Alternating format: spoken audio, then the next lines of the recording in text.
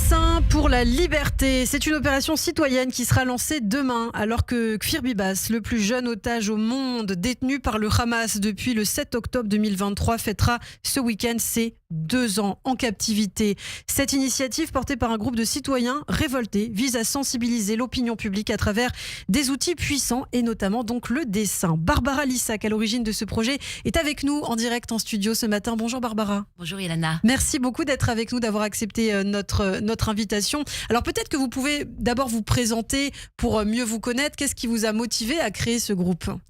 Alors, nous sommes en fait...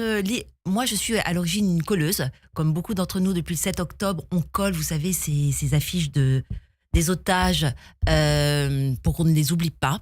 Et on s'est rendu compte que malheureusement, ces affiches, on ne les voyait plus. Ouais. On ne les voit plus. Ou au pire, on les arrache. Donc, on a eu envie, pour les 2 ans de Kfir, un triste anniversaire, de faire quelque chose d'un peu différent. Et on a imaginé quelque chose qui serait en grand format. Donc, c'est une idée qui est venue comme ça. Ouais, donc, grand format, c'est-à-dire que ce ne sont plus 4 par 3. 4 par 3, okay. C'est des très grands formats. Et voilà. alors, ça va être collé partout ? Ça va être collé partout dans Paris, les grands formats. Et les petits formats qu'on a donc déclinés vont être collés partout en France. Donc on commence l'opération cette nuit. Alors vous avez réussi à mobiliser combien de personnes ? D'ailleurs, comment s'est constituée un petit peu l'équipe ? Donc l'équipe s'est constituée d'abord autour d'un café avec Karine qui doit nous écouter là. On l'embrasse, voilà, Karine. Exactement.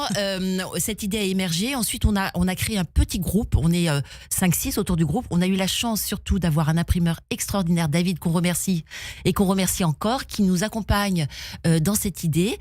Et on a des colleurs, donc qui sont des colleurs traditionnels des groupes, on va dire traditionnels ou pas, qui nous rejoignent cette nuit pour coller avec nous, pour que demain tout le monde puisse découvrir ce dessin qui est absolument extraordinaire. Alors est-ce qu'on peut parler de ce dessin ou pour l'instant c'est secret ? Parce que je n'ose pas dire le nom du dessinateur. D'ailleurs, c'est intéressant peut-être d'abord d'expliquer pourquoi un dessin, parce que nous c'est vrai qu'on voit les photos des otages, on voit leur nom, mais là ce sera un dessin, donc c'est quand même différent. C'est totalement différent. On voulait justement faire quelque chose de très différent, quelque chose d'abord de très visuel, de très beau. Le dessin est absolument magnifique, vous allez le voir, il est très impactant. Donc c'est à l'occasion de l'anniversaire de Kfir. C'est à l'occasion de l'anniversaire de Kfir. On a demandé, excusez-moi, je bafouille, on a demandé à un dessinateur de renom dont je tais le nom mais qui nous a accompagnés. C'est quelqu'un de merveilleux qui ne fait pas partie de la communauté et c'est d'autant plus courageux, qui a imaginé un dessin pour faire réfléchir. L'idée, c'est que les Parisiens demain vont se réveiller et vont voir cette énorme ces énormes affiches qui vont être partout dans Paris.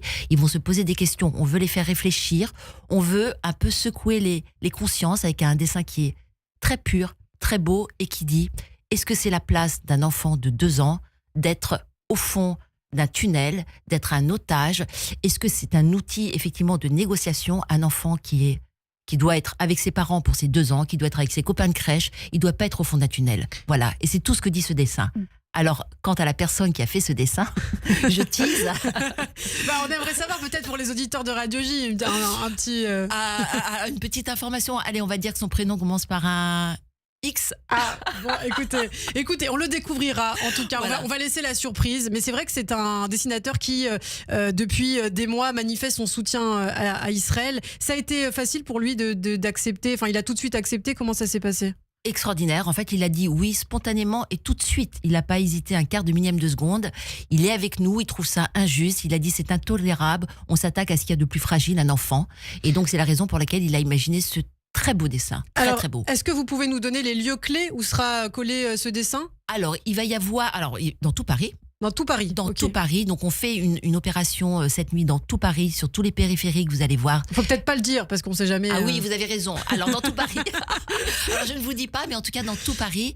Et on va être ensuite relayé en province à partir de demain. Voilà. Et alors, pour terminer, peut-être si on veut soutenir cette initiative, comment faire ? Alors, suivez-nous sur Instagram. D'accord. Évidemment, on a un compte qui s'appelle 1 avec le chiffre 1, Dessin pour la liberté. Donc tout va être mis sur ce compte Instagram. On a une cagnotte également si vous voulez nous soutenir dans la bio. Ouais. Et on va partager et surtout pour ceux qui nous écoutent, partager un maximum pour que cette campagne puisse avoir l'impact qu'elle mérite.